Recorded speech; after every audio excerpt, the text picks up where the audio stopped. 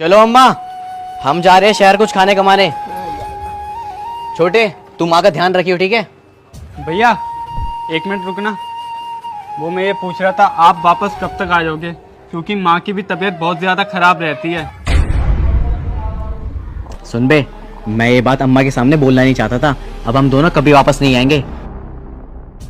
और वैसे भी रखा क्या है इस गांव में जो वापस आएंगे? अरे भैया, तुम हो गए अनपढ़ गंवार, हम दोनों पढ़े लिखे हैं। शहर में जाके नौकरी करेंगे और वहीं शिफ्ट हो जाएंगे। अम्मा की एक हफ्ते की दवाई 1000-1500 की आती है। बताओ मैं अकेला कैसे कर लूंगा? अरे तो भैया हम क्या करें? तुम्हारे चक्कर में अपना फ्यूचर खराब कर ले क्या? ओ भैया, हमें भी खाना कमाना है, आगे बढ़ना है, तुम्हारी तरह पीछे नहीं रहना। देख, मोहल्ले वाले आ गए हैं। और मेरी बात सुन, रही बात अम्मा की, तो अम्मा को किसी सरकारी अस्पताल में जाके पटक दियो। प्राइवेट में इलाज कराना जरूरी है क्या? फ्री में इलाज हो जाएगा वहां पे। हम चलते हैं, अब चल। देख रहे हो क्या जमाना आ गया है? माँ बाप की जरा सी भी कदर नहीं करते ऐसे लोग।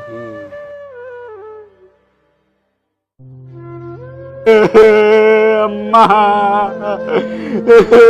अबे ये तो 2 दिन से रोए जा रहा है। चल भाई, पीता अच्छे से कर, पूरा सीधा कर, सीधा, पूरा सीधा। ले भाई, पूरी 150 गज जमीन है ये, ठीक है? 50 गज तेरे हिस्से में आएगी, 50 गज मेरे हिस्से में, और 50 गज इसे भी दे देंगे।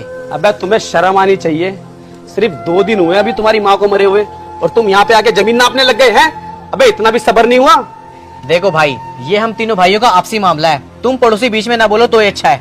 अबे क्यों ना बोले बीच में, है भाई? क्यों ना बोले? बेटा हम तो बोलेंगे, क्योंकि हमने अपनी आंखों से देखा है। तुम अपनी माँ को इसके भरोसे छोड़ के गए थे। बेचारे ने दूसरों के आगे हाथ जोड़ जोड़ के पैसे मांगे, जब जाके अपनी माँ का इलाज कराता था वो। तुमने एक बार भी आके देखा है? तुम तो बहुत बड़े पढ़े लिखे हो ना, बहुत ज्यादा अव्वल दर्जे के इंसान बन गए हो, हैं? शहर जाके बस गए। जैसी तुम्हारी माँ मरी, तुरंत आगे भाग के उसका हिस्सा लेने। नहीं भैया, मुझे कोई हिस्सा नहीं चाहिए। इन दोनों को ही दे दो सब कुछ। जब मेरी माँ ही नहीं रही तो मैं इस घर में रह के क्या करूंगा? मैं भी ये घर छोड़ के चला जाऊंगा। चुप बे, तू चुप करके बैठा रहे। हाँ भाई देखो, शाम का टाइम हो रहा है, मैं ज्यादा बोलना नहीं चाहता। इससे पहले मैं मोहल्ले वालों को इकट्ठा करके तुम्हें जलील करके यहाँ से भगाऊं, तुम चुपचाप खुद चले जाओ।